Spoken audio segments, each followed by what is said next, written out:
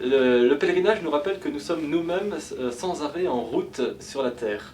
C'est-à-dire qu'il y a un moment où nous naissons, puis il y a un moment où eh bien, nécessairement nous mourrons. Et qu'il y a donc une course entre cette naissance et cette mort. Et le fait de sortir de chez soi, de marcher vers un but, un lieu défini, dans l'objectif de méditer ou de réfléchir un petit peu, eh bien, nous replace dans cette dimension de course qui nous conduit de notre naissance jusqu'à notre mort, en nous faisant un petit peu réfléchir sur le sens que nous voulons donner à notre vie et sur la prise de conscience un petit peu de ce que nous vivons aujourd'hui. Voilà, de savoir si, eh bien, comment nous pouvons progresser toujours au mieux, d'avancer toujours petit à petit, pas après pas, dans chaque courbe, chaque virage et chaque ligne, eh bien, vers cette perfection à laquelle nous tendons tous en fait.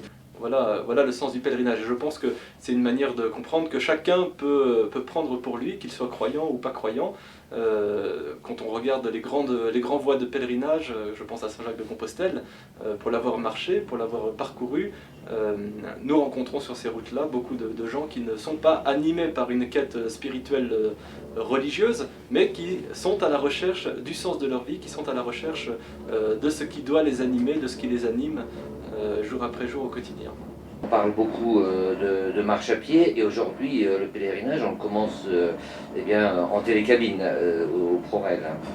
Oui, alors effectivement ça peut paraître un peu paradoxal, mais il faut encore se replonger dans ce que signifie le pèlerinage. Le pèlerinage c'est une progression, c'est toujours une progression. Alors effectivement on peut faire cette progression pas après pas sur un sentier un peu escarpé de montagne, on peut aussi le faire grâce aux moyens de la technique moderne, mais ce qui va être important c'est essentiellement cette démarche intellectuelle et spirituelle que l'on se construit et qui va nous mener vers cette progression.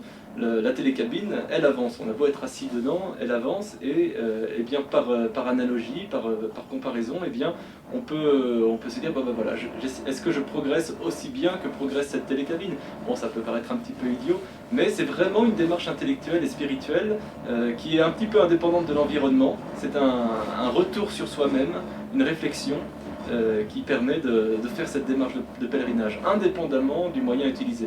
On peut pèleriner à pied, à cheval, en vélo, en voiture même, et ici à la montagne avec les télécabines.